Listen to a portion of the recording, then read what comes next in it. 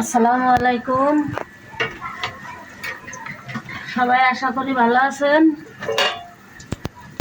ধনের পাতা ভর্তা বানানো। আজকে দেখেন কি রান্না করতেছি। হালকা একটু তেল দিছি, কাঁচা ঝাল দিছি, রসুন আর পেঁয়াজ। ধনের পাতা ভর্তা হবে। ভর্তা বানাবেন কিভাবে? একটু পেঁয়াজটা একটুখানি ভাজা ভাজা হয়ে গেলেই পেঁয়াজটা দিছি, একটু ভাজা ভাজা হোক। হালকা তেল দেবেন, বেশি দেবেন না। হালকা তেল দেবেন, দিয়ে ধনে পাতা পেঁয়াজটা ছেড়ে দেবেন ওর উপরে। পেঁয়াজ আর ঝাল, কাঁচা ঝাল ছেড়ে দিয়ে একটু ভাজা ভাজা হোক।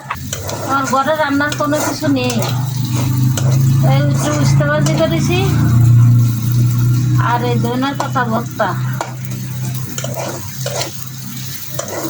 কয়দিন ধরে কাজে জাতি করতেছি না, তো অসুস্থ হয়ে পড়েছি, তাই কাজে জাতি করতেছি না কয়দিন ধরে। রান্না বান্নার কিছু নেই, একটু ভাজা হোক।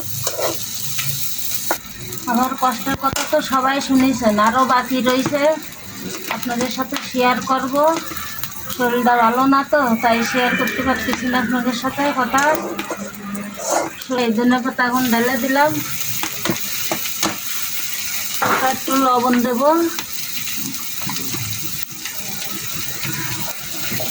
লবণ দিলে এই পাতাটা একটু নরম হয়। আর এই ভর্তাটা খাতেও অনেক মজা লাগে। খাইয়ে দেখেন আপনারা, বানাইয়ে অনেক মজা লাগে। দিয়ে ভাজাতে নিলি ভর্তাটা আঠা আঠা হয়, ভর্তাটা সুন্দর হয়, মজা লাগে। কাঁচা ভর্তা বানাতে গেলে, ধনে পাতা কাঁচা ভর্তা খেতে গেলেই পানি পানি পানি পানি হয়ে যায়।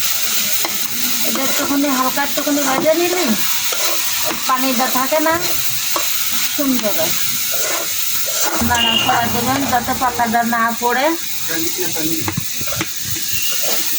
পাতাটা যাতে না পড়ে একটু নাড়াচাড়া দেবেন। এই টাঙ্গিতে পানি নেই, আবার উঠোতে জাতি করছে। আপনাদের সাথে 2 মিনিট পরে দেখা করতেছি। এই জন্য পাতা হয়ে গেছে, নামায় ফেলাচ্ছি। একটু পানি পানি হবে না, সুন্দর আটা আটা সুন্দরভাবে রাখতে হবে। মধ্যেই এই কষ্টের বেশি বৃষ্টির মধ্যে রান্না করতেছি। এই দেখেন ধনের পাতা বাটতেছি, ভাজে নিয়ে আসলাম, এখন বাটতেছি। দেখেন একটু পানি পানি কিচ্ছু নেই, এতে সুন্দর আটা আটা হয়ে যাবে। এই জন্য পাতা ভর্তা খাইয়ে দেখবেন কত মজা।